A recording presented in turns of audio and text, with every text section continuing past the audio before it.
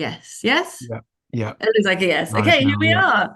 We are live streaming on LinkedIn. It is Thursday. It is 11 a.m. It is QT Conversations. It is Qualified Tutors' answer to the podcast. It's also our answer to research, because really what we're doing here is exploring how we as tutors do things. It's highly practical, it's highly honest, it's sometimes very vulnerable, and it's always helpful in pushing our thinking forward. Emma, who is in the room but multitasking, or doing other things and listening to us, let's say, said in an interview that she did for us recently that the QT conversations are invaluable, which really made me smile, Emma, because sometimes I feel like, we're just sort of blumbling along. But I think that we have this tendency to forget that learning is not linear, and actually blumbling along is sometimes exactly where the Yeah. progress. So Michael was just saying before we started recording this session that Michael was saying just before we started recording this session that a more co-created, Yeah. student-led approach to a learning journey could be Mm. really interesting. And I think that that's sort of the approach that we take here, don't we? So the topic that we wanted to discuss today, which came up in our conversation last week, was about what do we charge? Um, and of course, I wanted to sort of make it a little bit more nuanced than that. So the question here is, what is your value and what do you charge?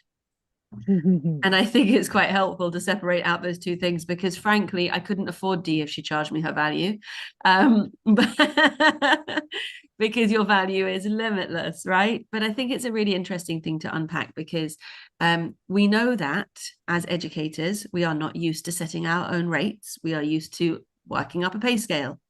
We know that as values-led people, we feel uncomfortable pricing people out. So if not every student can have access to us, then we feel bad about that.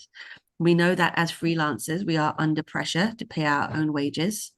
We know that as business leaders, we feel a responsibility to pay the wages of our teaching staff. So Michael and Emma are both employing other tutors, and they have a responsibility to make sure the tutor's getting a fair wage, make sure that the parents can afford what they're charging, and make sure that they get a fair cut for themselves that makes the whole project worthwhile. We are not running charities.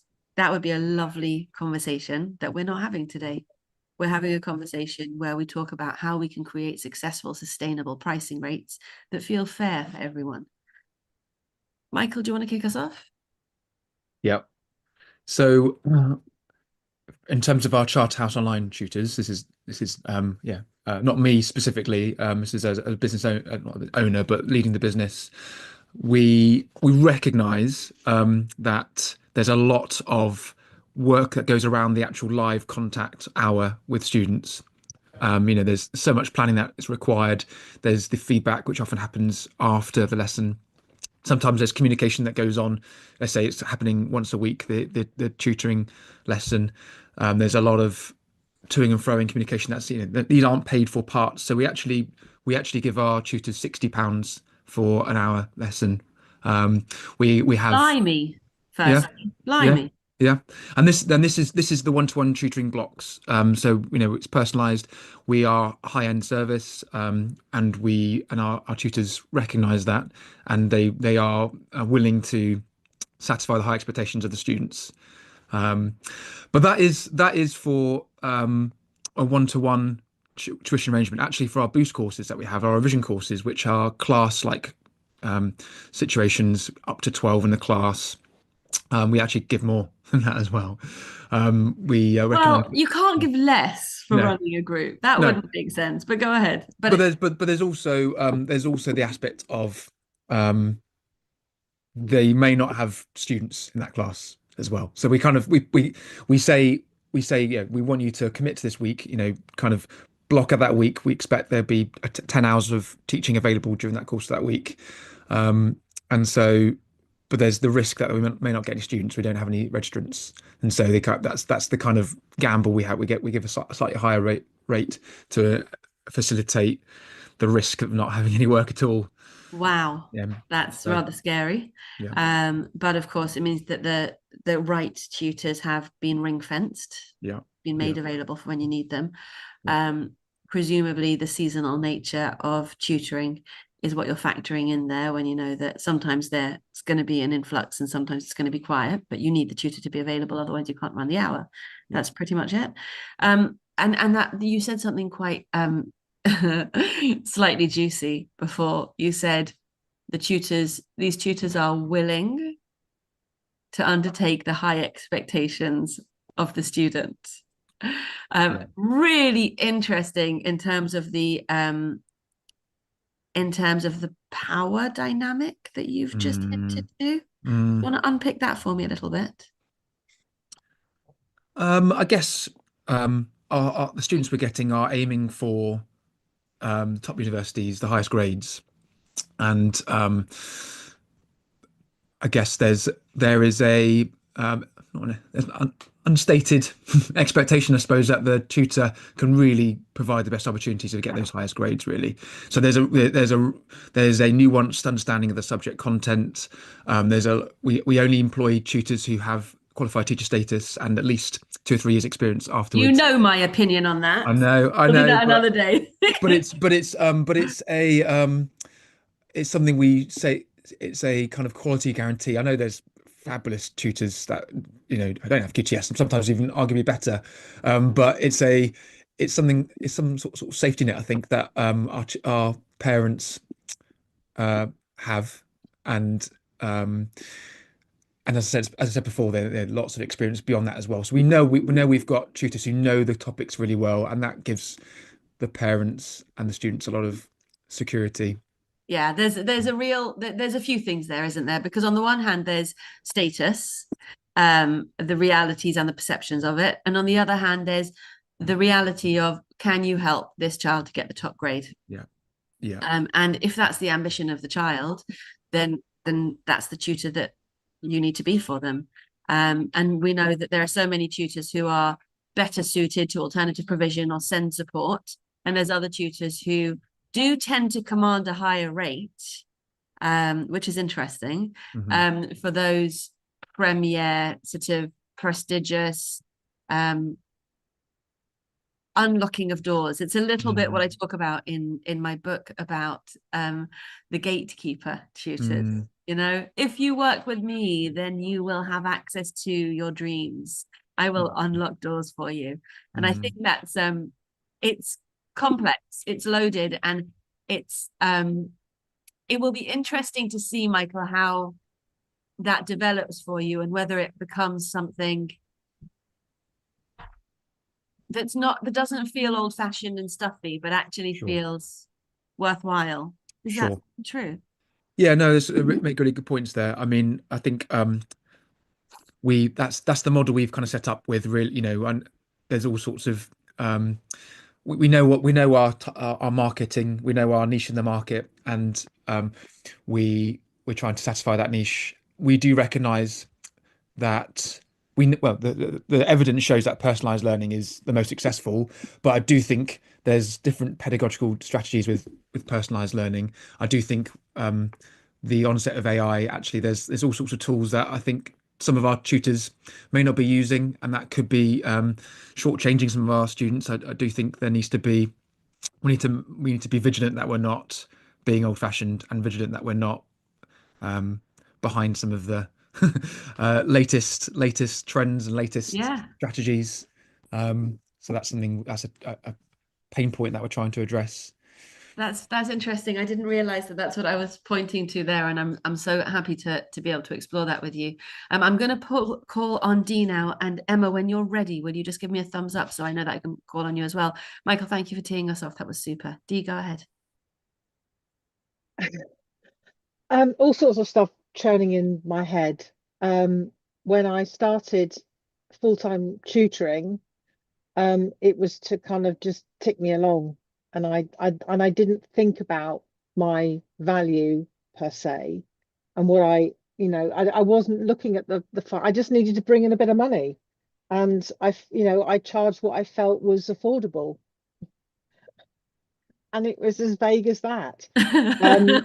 And based on what I had been charging in the past, and I didn't really know what the going rate was. I didn't really do my homework in that sense on reflecting on it. And then my experiences with QT, with support from other people, means that I have taken steps to increase my rates. I'm still being told that I'm not charging enough by other tutors telling me I'm not charging enough. We want to know what you're charging. So currently I am charging £42 an hour. Okay.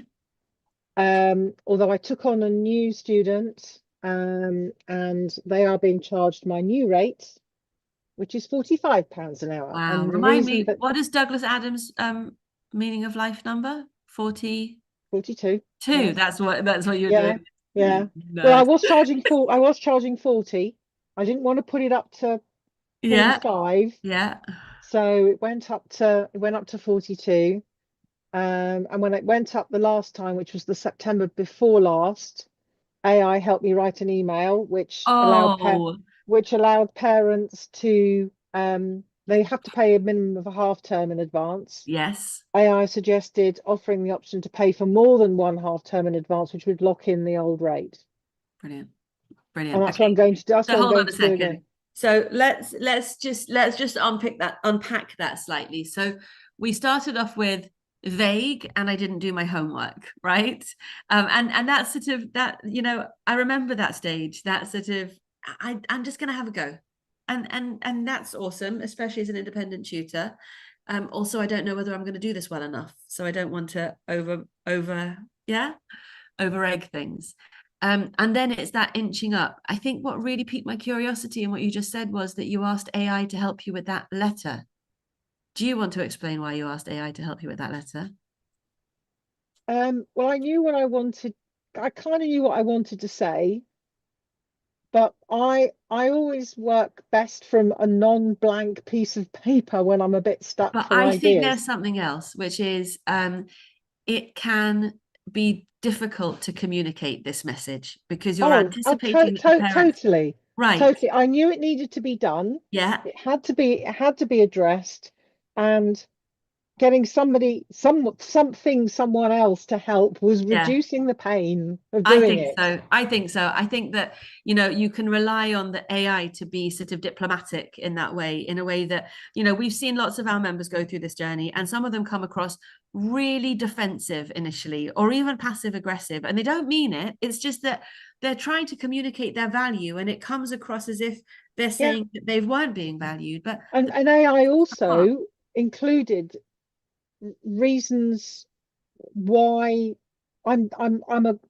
doing good stuff, and pointing out what it is that I'm doing, which doesn't come automatically to me because I just do it.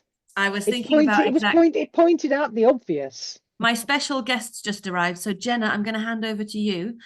Dee, will you support her? I just have to go and get the door. Absolutely. Hello, I will briefly put, if it's working, my camera. Apologies for the delay and the chaos. We've had no power this morning and I'm about to leave for London. Again? Yeah, I've got my hospital today. I've got No, I meant the power. Oh, the power. Yeah, they've turned the power off it was planned. We got a day's or so notice to fix whatever it was they broke the other day that gave us the power cut. So hey ho. So apologies for the chaos, and apologies for the fact that I'm therefore on 4G. So the question was about rates, was that right? The question is about what's your value and what do you charge? So my value and how much I charge has changed. And they don't always line up because of how I measure value and how I do my pricing scale. So 5 or so years ago, when I was still in London, my rates were a lot higher than they are now. Location. Yeah. Well, location and realizing what I wanted to do, where I'm best at, and kind of just making a bit more. So wait, I just want to pull on that thread for a second. When you moved out of London, your living costs reduced, and therefore you were able to charge less and do the work that you were particularly wanting to do. Is that what you're saying? Nope. My Okay. living costs went way up. Your living costs are way up. A lot of things. Yeah. So I left. I was charging an average of about 250 quid an hour. My highest paying client at that point was about £1,000 an hour. But I've had higher and I had lower. And at the time I did have a few clients that were a decent bit lower. When I left London, I still had London clients and I was still traveling down 3 or 4 days a week to London. But I was still doing a lot of traveling. So I had a client in Barcelona, I had clients in Cornwall, I was traveling all over. And I left London to retire. So I was also at that point, I just left. I was CEO of a charity based in London, and so I left London to retire to look after my health. And I took a little break from everything. I left work. I largely left politics as well because I was flying all over for politics. Because I represented the UK to one of the Commonwealth heads of government councils and things like that, and I was very involved in politics. So I left a lot of that behind to take a break to look after my health. And in retirement, I was like, I can't do nothing. I love tutoring. Let's do a little bit of that again. And I was working at a local boarding school part-time as well. And I had lowered my rates initially because I just wanted to do it for some fun. I wanted to work without the pressure with a different kind of client that I wouldn't have normally necessarily worked with. And because I didn't really have that many word of mouth clients up here, all of my word of mouth clients were largely in London and in communities that were largely London based or London centric. So I was starting from scratch and it was really, really interesting. I didn't know anyone up here apart from my partner, and that made a huge difference. And when I realized that I was tutoring more than I had been working when I retired, I was like, I've got to do this a bit more properly. So I set up as a limited company and made that transition to actually, and I spent a lot of time doing some introspection and life planning for what I wanted my life to look like, what I enjoyed, what gave me that spark of joy and all of that, and where my strengths laid, and to kind of explore what I wanted to learn. So interesting, Jenna, that journey about going from £1,000. You've gone glitchy. And I spoke over you. Yeah. Okay, hold on. So that journey of going from charging £1,000. Oh, sorry. Okay, don't worry. That journey of going from charging £1,000 an hour to the introspection of, I need to find the joy in this again and find a way that I want to work is fascinating because it's almost backward. You would have thought that the story went, I found my joy and then I was able to charge £1,000 an hour. And the fact that it's not that is exactly who we are here and feels really, really interesting. And the fact that all of that introspection and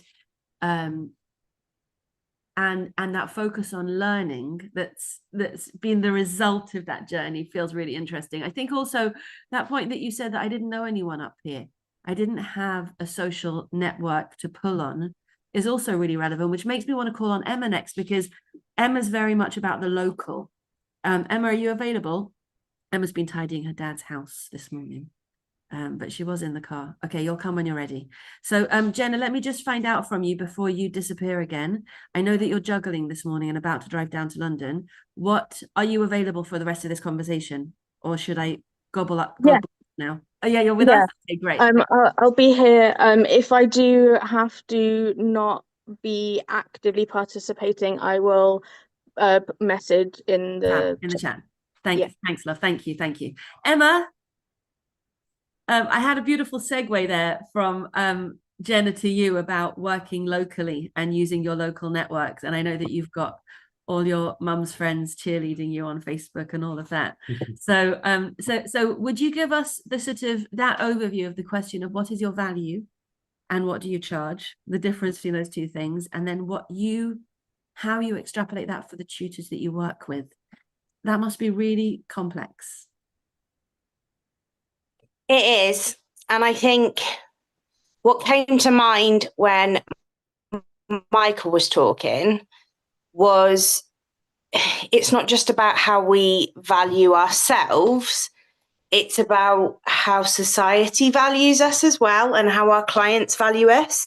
I could never get away with charging what Michael's charging because my ideal client would never pay it. Well, to be fair, Michael didn't tell us what he's charging. He only told us what he's paying his students, his tutors. And you work backwards from there. Signal. Detective. Well, put it this way. I'm not even charging what Michael's paying his tutors. Nice. So, like, there is no way I just wouldn't happen. And those ideal clients, it's really hard because you go and you compare it to like a plumber or a beautician and people will pay. Emma, your Wi-Fi is letting you down. Jenna, Michael pays one-to-one tutors roughly £60 an hour and more, of course, for group work. And sometimes the groups are empty, but he needs to pay the hour because he needs to keep the space open. That was weird. Emma disappeared and Jenna appeared, and it was like you guys just changed heads for a second there. So Emma was saying loads of juicy stuff. Should we introduce? Okay, hold on. I'll give you that at the end.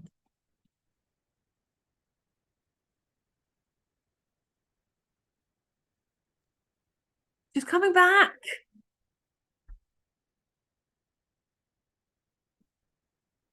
It's fine. You're worth waiting for. Don't worry. You go ahead. Sorry. Now on the laptop, so it should be fine. Yeah. What I was saying was, like, my ideal client won't pay. Like, even now with the prices I'm charging, they're like, oh, that's a lot of money. But when you compare other industries, so take, for example, beauty and wellness and then trades like plumbers and whatever, people are like, well, yeah, that's just what they charge. But when it comes to education, people question it. Like, we should be giving the service away for free. And it's a bugbear of mine because the value that we provide, getting back to the question, we change lives. We literally change lives. We give opportunities to students that without us they wouldn't have. That's priceless. And yet people still quibble over £40 an hour or £30 an hour. Like, even when I started out and was charging £25 an hour, people questioned it. And you're like, but I'm unlocking doors. It's so healthy what you're saying. I was talking with one of our new members this week, who has just taken on her first student. And she is nervous. She's very, very capable. She has an MA in her subject. She's completely personable and lovely. And it's a family friend. And she's charging him £15 an hour. And I said, and first I ascertained that she'd actually said that number and it was booked in. And yes, it is.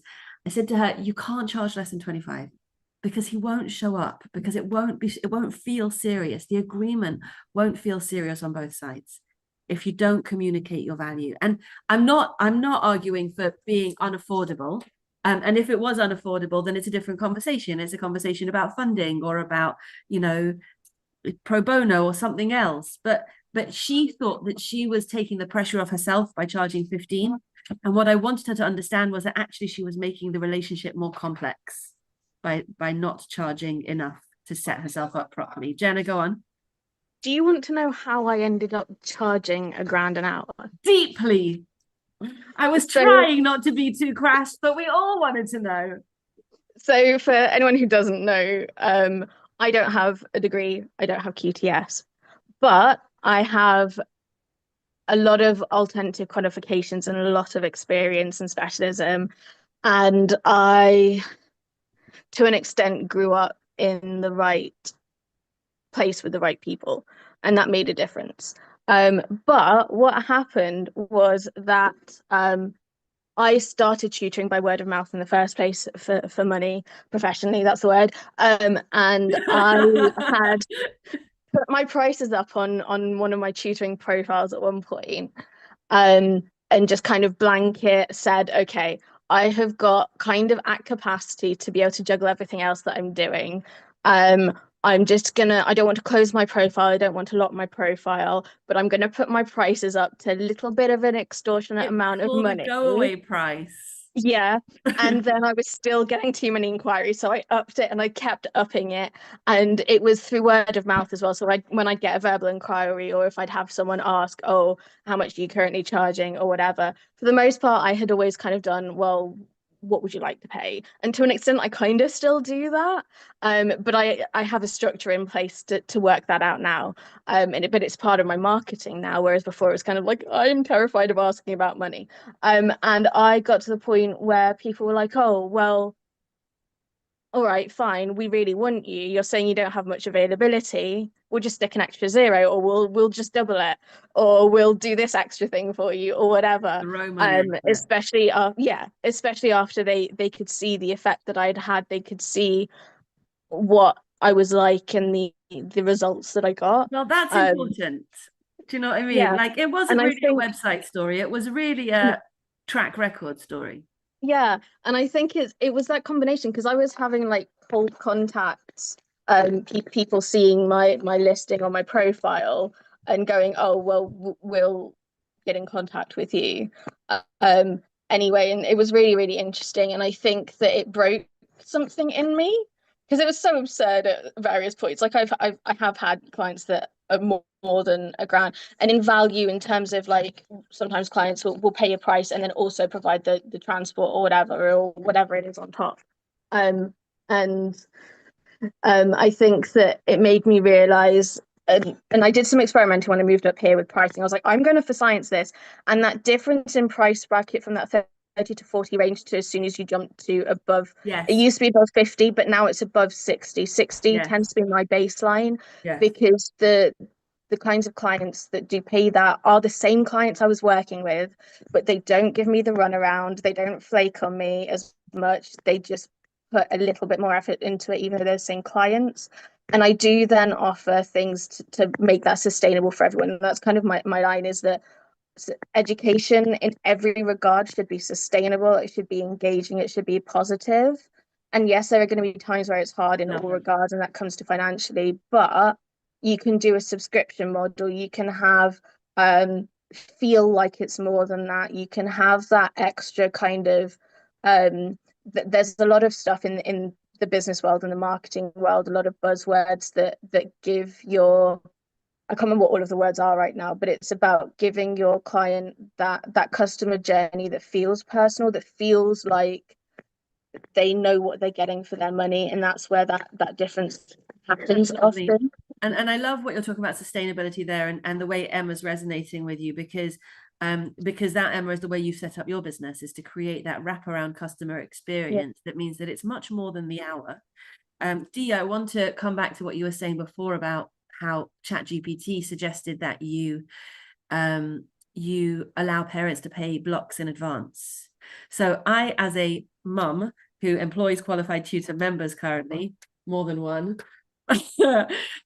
was really, really grateful for those offers when the tutors that I was working with needed to put their prices up. I was really grateful to be able to pay in advance and secure that price. Also, because I struggled to keep track of these things, I was grateful to pay in advance because it made my life less stressful. And I'd love to share with you that I once worked with a tutor who had the most, I worked with her as a teacher. She was the absolute best. I completely trusted her. I gave her one of my most vulnerable little people at his most vulnerable time. And she charged me £75 an hour, which was gulp. It really was. It was way more than was sensible to spend.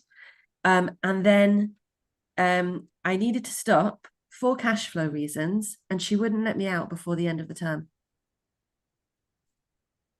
And she lost so much trust with me in that moment. And she's a good person. And she didn't realize what the business decision was going to do to the, but I don't recommend her anymore because I don't want anybody to feel trapped in that way. And so what you're saying, Jenna, about, you know, education feeling joyful feels really, really important there. And I think it's important to always remember the parent in all of this, not just the affordability, but also their experience. I wanted to pull back on what Michael and Emma were saying about the prestige and the power balance and the, well, not power balance, sorry, I wanted to drop that bit. I wanted to think about how the parents value the education and therefore what? Not necessarily therefore the investment, because if they don't have it, you know, that's not. So Michael, do you want to speak about the parents valuing the education and therefore? Yeah, there was something else I was going to mention as well, linked to that, I guess. It was what Emma was talking about before. Yeah, it's just the perception of education a little bit. I think, you know, again, talking about when I was working in China, you know, Chinese parents value education so much, and they will pay so much more. You know, the baseline is, you know, I mean, I was making up numbers really. I don't have the data, but happily spending 80, £100 an hour in China. You know, even though their income is significantly less, it's just the proportion of their household income.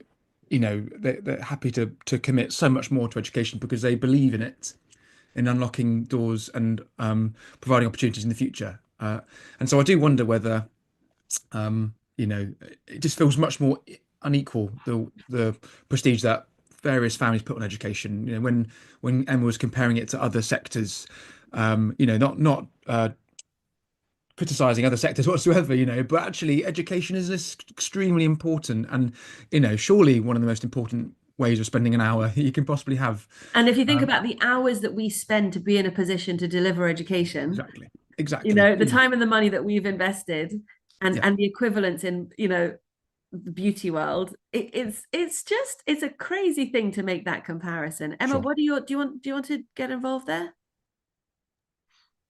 I'm not sure I should. I think it's just, and every family is going to choose what they spend their money on. But the last time I went for a massage, it was £80 for like 50 minutes. And when you compare that to what you get from a tuition session for 50 minutes, like that can last a lifetime. Those light bulb moments, that building that confidence, like it's not just about the results. And we talk about this a lot, don't we, Julia? It's not about necessarily the results, but the change for that child and what that can unlock in them. Like, to then say, well, it's not worth £80. I actually love the example of a massage because I always wonder, like, by the time I've got home, the massage has worn off. Do you know what I mean? Like a holiday, yeah. By the time you've unpacked, it's done. So, and whereas learning, we know, is going deep and making change, but the change is less visible, which is what we're always attacking here, this making the learning visible. I think massage is such an interesting comparison. Right. Do you want to meet my special guest? No, I need more enthusiasm. Yes. Okay, good. Thank you, Michael. Okay, QT members, this is Andy. Andy and I are working together on the postgraduate certificate in education. I cannot currently tell you which university he's working with, but I will too soon.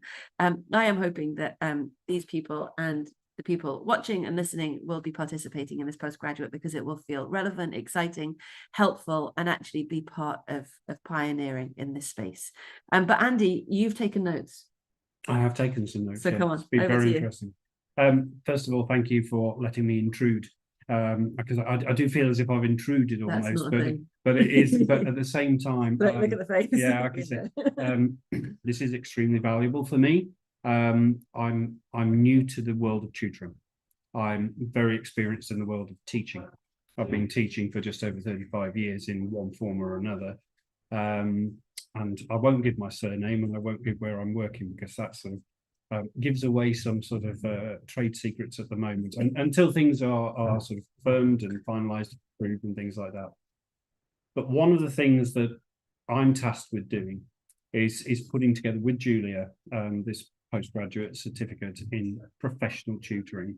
And that's the phrase we came up with virtually from the start, wasn't it? I got the idea of it's that professionalism that you're talking about this morning as well, the business models, everything that goes into it.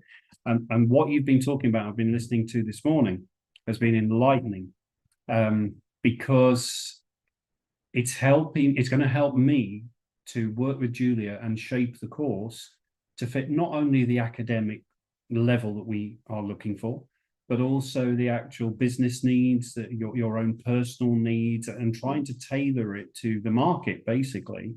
There's no good us developing a postgraduate certificate that looks all very good and fancy, but actually doesn't do the job, which is help you on the academic understanding, but also help you with your businesses.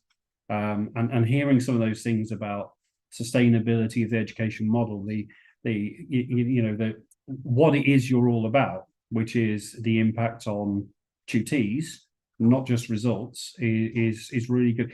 From my point of view, one of the things that when tutoring is mentioned, because I come from a primary school background, tutoring is all about the disadvantage gap. It's what we're always hearing. And so hearing your examples this morning and some that Julia has already shared with me, stories she shared with me, it just makes me open my eyes to what tutoring is.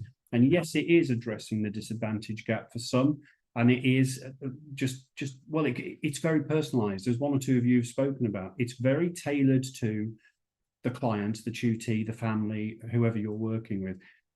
So thank you very much for letting me listen in on these things, and I hope to jump onto some more calls in the future, because I think it's going to help me to understand how to put the sessions together.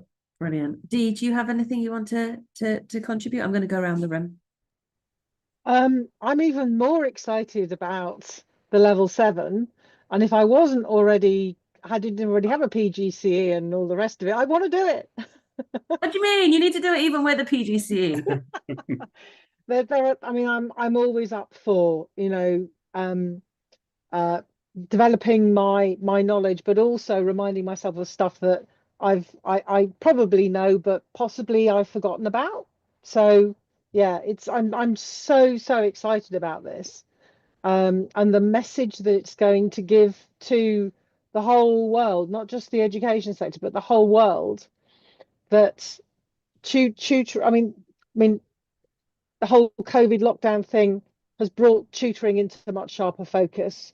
Sorry. Qualified tutor has brought everything into sharper focus, and equipping people to do what we do, I think, is just joyous.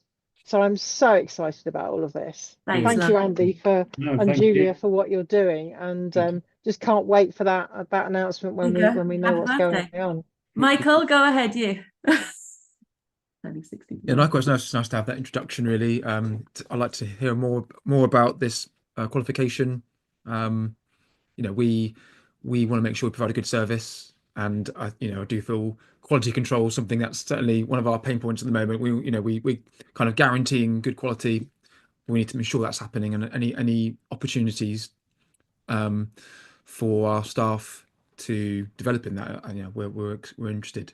That's fantastic. Michael, at the beginning of our chat today, you were saying that you only employ qualified teachers, and that's just a sort of a quality assurance piece to reassure parents.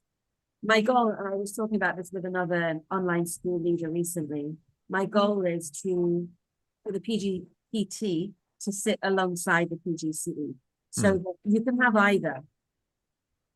Sure. Yeah.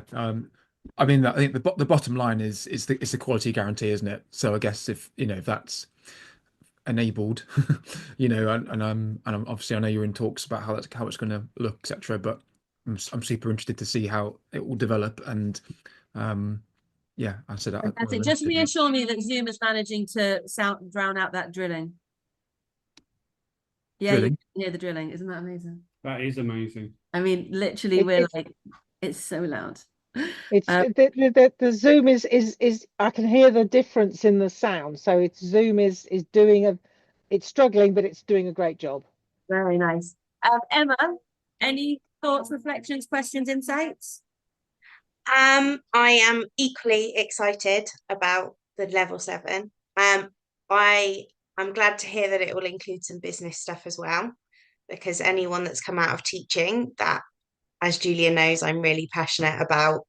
That's the biggest thing for tutors, is struggling with the business side of things, and it's something that I now help other business owners with. So yeah, to hear that that's going to be included as well as the tutoring side of things is really good.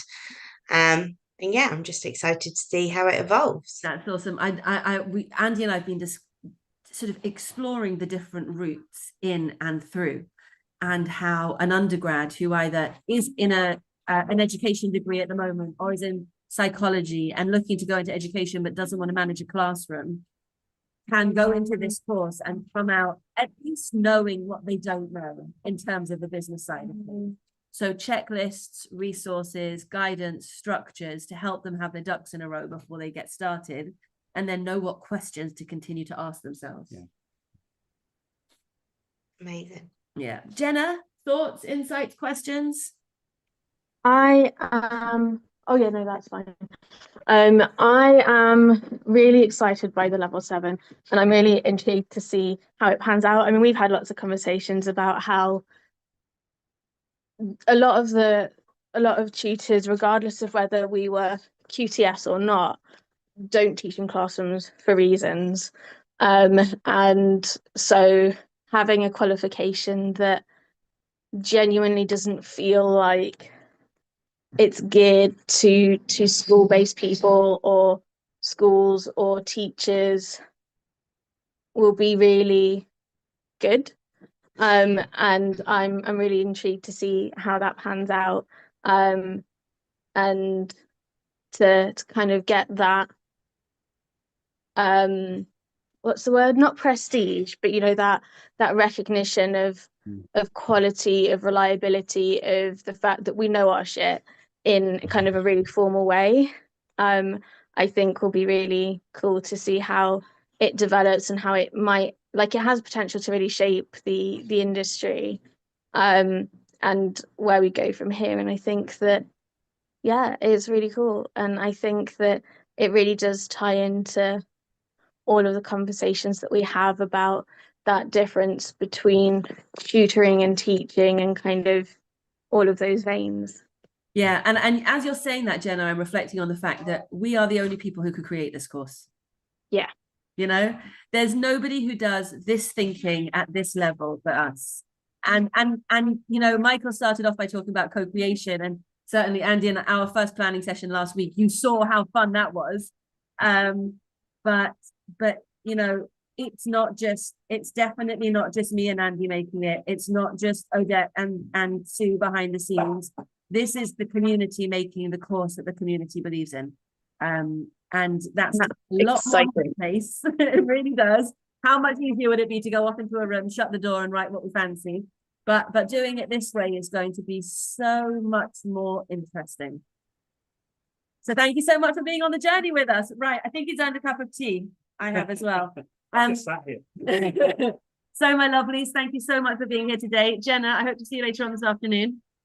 Fingers crossed. Great. Do send us lots of birthday cake photos, please? Cake? What's cake? Michael, send me some sunshine. Lots of sunshine here. Yes. And Yeah. Emma, lots of loves to you. Bye, everyone. Bye-bye. Bye. Bye.